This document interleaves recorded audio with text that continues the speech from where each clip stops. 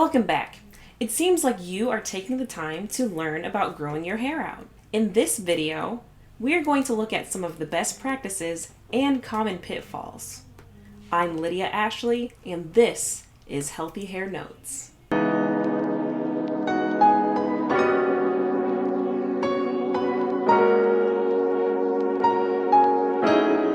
I'll keep it sweet and simple by covering these three topics: common mistakes, goal setting, and the research process. Let's start learning.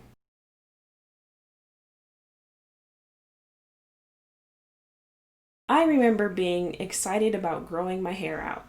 I did as much research as I could and changed my hair routine immediately.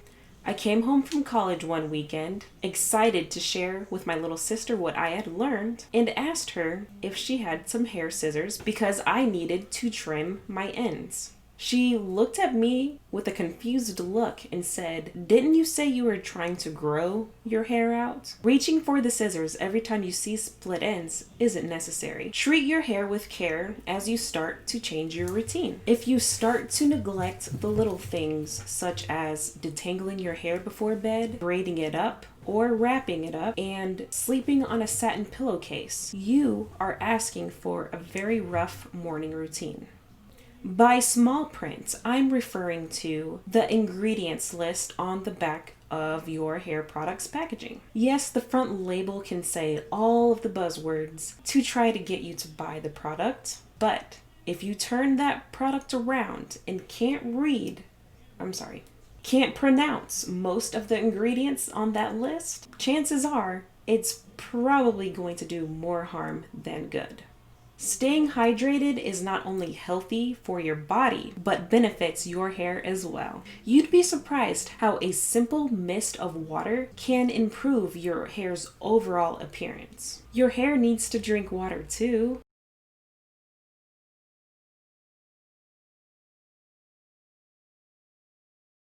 Paying attention to the quality of your hair can also let you know if there is something going on internally with your body. When you decide to document your hair growth journey, there are a few factors at play that could lead to discouragement. Understand the concept of time. Unfortunately, there is no magic pill that will make your hair grow faster or even longer. To gain a better understanding of your hair and how it grows, you can track your process. This can be as simple as taking a picture once a month or as complicated as measuring your hair every week. Understand how heredity affects your hair. Interview some family members and ask them about their hair history. You might be surprised to find out that you might carry a gene that can help or hinder your hair growth. Pay attention to your hair habits. You can now take some time to notice how your hair reacts to changes in your hair routine. You might try to make a hair product from scratch and realize, hey, shea butter makes my hair feel sticky.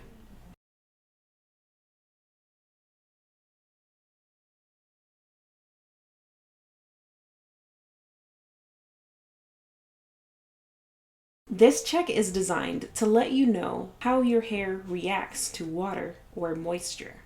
Basically, if you notice that your hair is dry and tends to break off when brushing, then your hair doesn't hold the moisture as well as it should. If your hair feels like a wet paper towel after you finish washing it, then your hair may hold too much moisture. I believe porosity can be changed by incorporating the use of protein treatments to gain hair strength and the use of deep conditioning for moisture retention. Your environment, for example, the climate in which you live, also plays a part in your hair's attraction or rejection of moisture. Making this move to the desert has definitely caused my hair to be a little more dry and required me to deep condition more than once a month.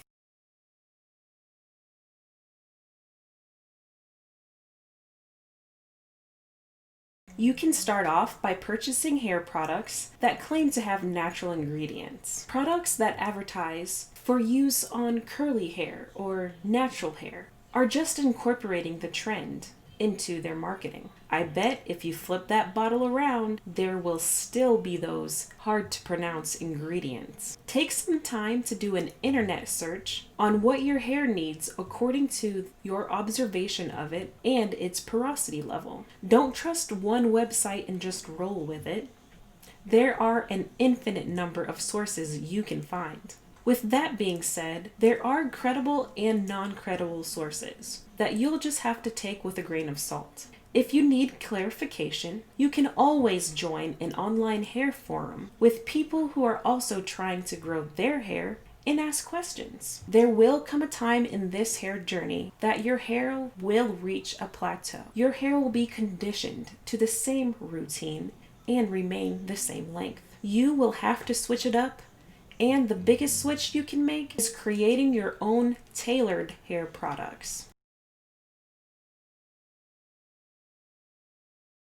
Just like cooking your own food, your hair will thank you for taking the time to make it healthy by flourishing in its length. You can try making hair products that work for your hair, like moisturizer, shampoo, conditioner, or even a simple hair oil. I wish you luck on your journey to growing your hair, and remember, to start the practice, one must learn the knowledge before trusting the process.